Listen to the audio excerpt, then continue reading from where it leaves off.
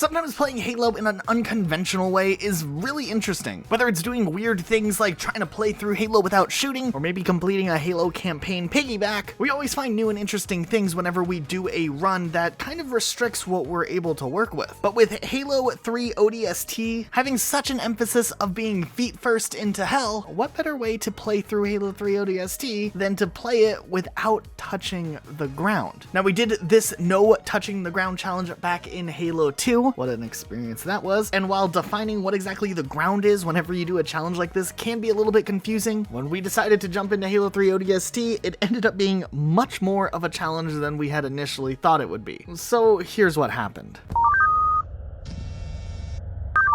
Well, first and foremost, we had to have some sort of level of ground rules, no pun intended. Rule number 1, the main roadways of New Mombasa count as ground and those are off limits. However, any type of elevated platform is fair game and inside of buildings is a-okay as technically not touching the ground. Rule number 2, while this one's still a little bit more of a looser rule, attempting jumps and failing is completely okay. You can do anything, you can try anything. However, once you hit the ground, you need to die or find a way to reset. Usually it results in a firing squad. And rule number 3, while we got really creative with some of the things we had to jump on, you cannot jump on a dead enemy's body and count that as a platform because technically your feet clip right through it. Also, you can't make an attempted jump, quote unquote, land on the ground and then have your teammate jump on your head before you kill yourself because obviously that jump isn't possible in the first place. There was a bunch of other little tiny rules we had along the way, but those were the gists of it. Now, of course, we needed to assemble an elite squad if we were going to make it through this. So we joined in as a full ODST squad with me, Rocket Elijah, being host with the least amount of latency, which means I had to guinea pig a lot of test jumps. Luke, who was recording the footage for this video as he usually does for challenges like this. I would try to not get too irritated with Tails. Dim Entree from the Kikowani squad. He returned for this one, and since he just lassos Halo for fun. And we had Tails because we needed a 4th person. So there we were, and we were dropping feet first into not touching the ground, and right away we ran into some problems. Now, when you start off in ODST and you drop into the streets of New Mombasa for the first time, you actually, in co-op mode, spawn in split up locations. And for the most part, a lot of these spawns don't give you too many options as to what you can actually jump to. Luke and Dim were in places where they couldn't go anywhere, so that was a great start. But out of all of this, I actually spawned in a decent enough place where I could just barely reach a barrier that I could jump on and have Dim and Luke respawn on me. But once I got on the barrier, I still didn't have too many options to go, and we're starting to think that maybe this run wouldn't even be possible to start things off, and we're gonna have to exclude all of the Mombasa Streets levels for this very reason and just try doing the main game. I did manage to shoot the antenna down, and I gave myself this little bridge and then jump to a different platform. This made me kind of run out of options again, so I decided to jump back to the antenna and use the SMG to push the crate a little bit further, kind of like a strategy we had to do back in the Halo 2 run. I then jumped on a crate, which let me jump to another crate, but after kind of running out of ideas here, I was feeling like maybe I couldn't really take on these jumps the way that I was looking at. So then I decided to go all the way back to the first jump and try to do this massive grenade jump onto this little trash can. And while I did try making the jump multiple times after this, that would probably help us get out of this area, I found that the only real way I could guarantee myself moving forward was to punch this box and slowly inch my way close enough until I was able to make a grenade jump to land on this palm tree platform. From there, I just pushed forward a little bit more onto some boxes, and then the rest of the team was able to spawn on me, and then it felt like we were kind of maybe getting somewhere. From this next area, Luke let me jump on his head, so I was able to get up here, and after a little bit, we kind of noticed Dim was nowhere to be found. I mean, we thought he had respawned with us, but no, he was off doing something else. And then there was this piece of debris that we needed to land on, but for it to get in the right place where it's close enough for us to make it, after some trial and error, we finally got it in a place we thought would work, and we used it a little bit as a tightrope. From there, we walked on the barrier and car hopped to this middle area, and then we had to make our way to the building with health packs. We jumped on the trucks and debris to make our way a little bit closer, and then we ran into this tricky area where I had to kind of make my way across the street. So I jumped on Luke's head to get on top of this glass pane, and with a lot of trial and error, I jumped to the ledge, then to the car and across the street to get up the stairs. We then knew that in this section of the level, you have to answer the phone and do the tutorial. Now just one player has to answer the phone. So the main strategy was to try to get Luke some debris so he could make his way to the phone. Now this already took so long. We were actually kind of getting a bit discouraged because we definitely thought ODST would be an easier one for this challenge, as not only is ODST one of the shorter Halo campaigns, but we thought since the levels are also kind of straightforward, we wouldn't be having so many problems. But we really underestimated Mombasa Streets and the levels that were to come, and the challenge ahead of us was going to be something quite different. Once we traveled through the building, we made it to the courtyard room, and fortunately enough, we were able to walk alongside the ledge to avoid the ground, which allowed us to get into the building and up to the helmet. Seriously, these levels with the rookie are going to be something next level. But we could take a break from that. We could get into the other side of the story, starting things off on Teari Plaza, where we play as Buck. Right away, we jumped down on some ledges and we did some really awesome parkour. Now, there was some problem solving required, but nothing too tedious quite yet getting through the first area. We did have a moment where we thought we might have been stuck for a little bit. However, I did find a ledge that I could jump up to, which gave me just enough height to cross the street. But when we got to this turn, we got stuck for a seriously long amount of time, not knowing how to get through this little alleyway to get to the other side where the rest of the level progresses. We tried everything. We tried climbing up on different types of ledges. We tried grenade launches. At one point, we even thought maybe we could try to fly the dumpster like we did in Halo 3 in a glitch video. It unfortunately didn't work, though it would have been awesome to fly a dumpster. We did eventually start messing around with some of the other items that were in the area. We started pushing boxes and stuff by shooting our SMGs and using grenades. At one point, Dim found a blown up car, so we decided to just start pushing that around for fun and kind of for the memes. And it ended up working, but seriously, this took absolutely forever to just get close enough where we could barely jump into the hallway. But after already spending like an hour or longer on this level, we eventually were able to make our way up doing some parkour to the area with the Jackal Tower, which was another one of those areas that took us forever to clear because we had to work together to not only take out the enemies, 3 players push a crate with SMGs, and it's such a slow and tedious process. But not only was this awful to do the first time, we had to do it again at the second doorway where the hunters typically come through. But instead, we used a blown up car just because it looks better than using a crate. I mean, look at this. But otherwise, we just jumped onto some debris and made our way down to Dare's drop pod. The rest of that wasn't nearly as hard as the challenge of getting through Teari Plaza. And at this point, we're already realizing this is going to be much harder than the Halo 2 No Touching the Ground video. So after the amount of time we spent on just those first 2 levels alone, we decided to take a little break, and we came back a couple of days later to do Mombasa Streets Part 2. Of course, Tails was running late again, and early on in this level, there weren't a lot of places to go. It was actually really worrisome because with all the problems we faced in the first Mombasa Streets level, we're gonna have to come up with some sort of solution to fly through these levels if we're going to make our way at all. And as we were kind of just messing around, figuring out what objects we could push around and maybe make some makeshift bridges, I started to notice that these benches that are all along New Mombasa kind of have these really weird physics to them whenever you stand on top of them and walk like this. And it was kind of this meme at first where I was joking around about learning how to drive a bench in Halo when it actually started to slowly become this viable option to clear out these levels. And while quote unquote driving the bench is something that you can very easily fall off just at random, I slowly started to learn the basic mechanics to how to steer the bench. It all mostly had to do with me walking in a certain direction and countering which direction I'm walking when I start to feel like the bench is starting to turn too much. And by stepping and slowly sidestepping at different times, I can make the bench make some decent progress without technically touching the ground at any time. Now, of course, there were times where I would randomly be flung off, and for this section, we did our best, honestly, to make sure that we would reset where we could. It's kind of tricky to figure out exactly how to reset these parts, but at the same time, this level also does enable you to use a mongoose based off of how much you've played through Halo 3 ODST already, and technically we were unsure if using a mongoose in this level would be allowed just because the fact that you don't necessarily get it on your first playthrough. So there's definitely two different ways that you can beat this level. The easier way, definitely to use the mongoose for the rest of the Mombasa Streets parts, or what we ended up doing just to be sure that this would be possible without a mongoose was we ended up going the bench route, and we tested to make sure that the rest of Mombasa Streets 2 could be completed driving a bench. It was tedious, but sure enough, with enough practice, you can actually just drive a bench all the way through the streets. And this is actually the strategy we use in most of the rest of the Mombasa Street levels. There was only a couple of parts in the rest of the Mombasa Street levels we were able to get to where we had some problems driving the bench, but we can talk about that when we get to that part. Otherwise, the next couple of Mombasa levels that we did get to were able to be completed driving a bench just in an extremely slow and tedious method. So next was Uplift Reserve, and Tails finally had joined back. And from this part, it actually spawns the players in split up groups just on the beach here. And essentially we had to hop on the rocks on the sides to avoid touching the ground. Now Dim did have to do some pro moves to get the Warthog to flip over and get close enough for us to get in the Warthog. And the most trouble we had on Uplift Reserve was definitely getting the Warthog to flip and get close enough where we could get into the Warthog without touching the ground. But honestly, jumping on boxes and marines and doing whatever it takes to get there is definitely an interesting way to approach this level. But otherwise, once we were able to get in that, the level is pretty straightforward, though there's only 3 seats in the Warthog, so rest in peace, Tails. And we go on to Kazingo Boulevard, and early on this level, there's not a lot of options as to where you can actually go. We were able to push a car a little bit closer to a platform we could jump onto, but once we were able to platform jump down to where the tank was, the rest of the level was extremely easy. We just drove right through Kazingo Boulevard like normal, and when we got to the part where they typically make you get out of the tank, we actually just kind of glitched the Scorpion right through the barrier, and from there we just took the Scorpion all the way to the end of the level, blew up some enemies, and this level was completed as well. Next was Owney Alpha Site, and essentially this level starts off on a bridge, which technically isn't the ground to begin with, and we were unsure if we should even count it because we could technically just walk straight in, and this whole section where this building is kind of this big floating man-made looking island. But just to be sure, and we were unsure what the lawyers would say about it, we were extra careful to make sure we didn't even walk on the bridge, so there'd be no questioning as to whether or not we completed this level either. From where we spawned, we jumped on the Warthog and then jumped to the side of the bridge. At the end section of the bridge, we did a butterfly jump to get on top of the bridge entranceway, and we know from previous videos we've done, this bridge will actually blow up no matter what. You don't actually have to make your way up to the tower and trigger anything. Eventually it'll just explode. So we were good on that. We didn't have to worry about the ladder. We followed along the railings on the side and dropped down. But once we got to the section where it would lead into the next area, we had to find a way to get inside of the interior section of this door. And our options were really limited. We couldn't just jump down and make it in there without touching the ground in the process. And we were really struggling for quite some time to find some sort of option to maybe get a little bit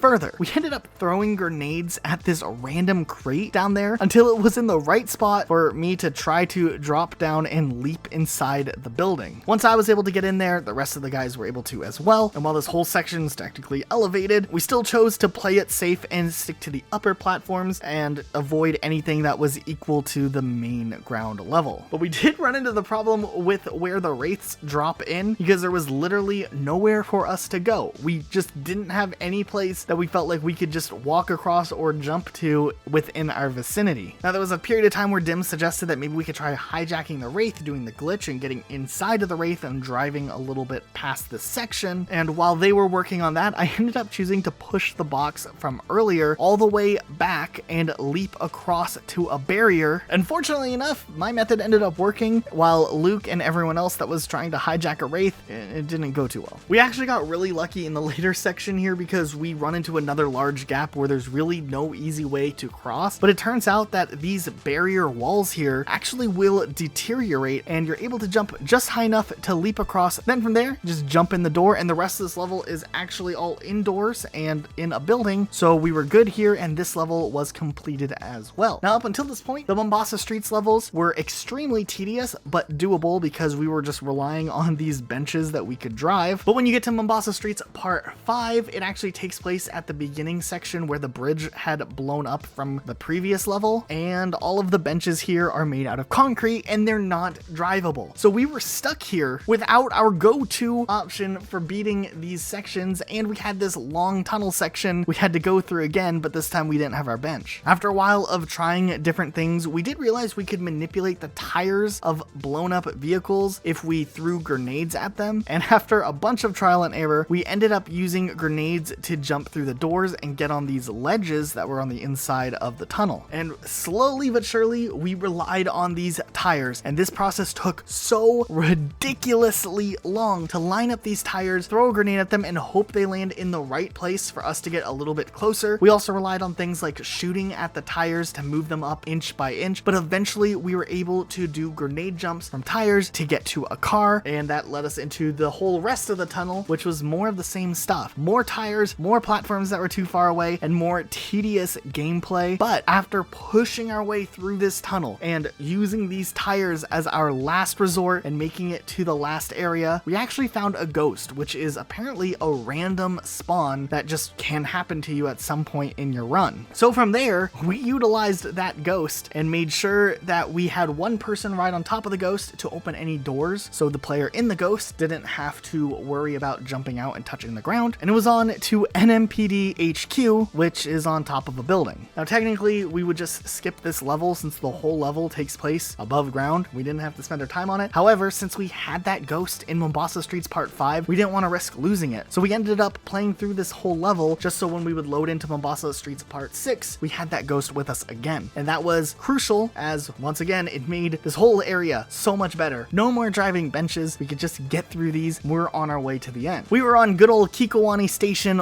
once again, and honestly, this one wasn't too bad. We just got in a Banshee, and since this is all on top of buildings and the city is flooded, pretty much we just had to fly all the way to the end, and we had no problems here. Same with Data Hive. It's all inside of a building. There's some underground tunnels and whatnot, but we actually didn't have any sections where we had to be on the street. So then it just brought us down to the last level, the level that would make or break this run, Coastal Highway. So starting things off, we definitely were trying different methods. I was a huge fan of the possibility of getting to drive the engineer. Honestly, while everyone was messing around trying different things, I did get some progress made driving that engineer. I felt like I could steer him. We had this great symbiotic relationship going. No one else in the squad seemed interested in what I was working on, but just know there was that happening in the background. The rest of the guys did find a bench early on and took it straight to the driving part, which saved a lot of time. And honestly, for the whole driving section, we just had to make sure we were playing it safe, or at the very least, one of us was playing it safe and making sure that we didn't have a moment where we all flipped over and were on the ground at the same time, not able to kill ourselves without reverting to a last checkpoint. So we were pretty responsible in that regard. However, we ran into one final challenge here at the end of the level right after the main highway section. We have to make a way to get into this last area where you hold out until the phantom comes, and you have to kind of make your way up this roadside hill without touching the ground. Now, fortunately enough, Dim did know a way to glitch the gauze hog through the barrier here at the end of the level. So because we were able to glitch that gauze hog all the way through, we were able to drive it straight inside to the building area that was up on a platform and just hold out there until finally rescue came and ODST was completed without touching the ground. Honestly, this challenge ended up being way harder than we had initially anticipated. I mean, we thought the Halo 2 one was hard enough, but being limited to finding just little scraps of debris to jump on when we're doing some of the Mombasa Street levels, and finding that random occurrence that you can manipulate a bench for horizontal movement literally was a lifesaver, and we probably wouldn't have been able to complete all of the Mombasa Street levels had we not relied on benches up until we were able to get the vehicles, or unless we decided to use a mongoose, which we still were unsure if that was fair. However, the first half of this challenge definitely seemed way harder than the second half. It still was really interesting to get to manipulate and play around in Halo 3 ODST's sandbox, which is one of those Halo games that is often looked past, and it still was a really awesome improvement from Halo 3, and we really appreciate everything that this game had to offer. But we have some ideas for other challenges in other Halo games we want to look at next. But if you have ideas, you can always leave them in the comments down below. But hey, if you liked this video, can you take a quick moment first? Double check you are in fact subscribed down below with notifications on. It helps us out a lot. We get to do more stuff like this, and That's cool. Also, if you want to talk with us on Twitter, you can follow me at Rocket Elijah, and you can also follow Luke at Rocket Sloth Luke. So feel free to follow us on there and communicate with us a bit. We would kind of appreciate it. But otherwise, that's it for today, guys. Thank you so much for watching. We'll see you all next time.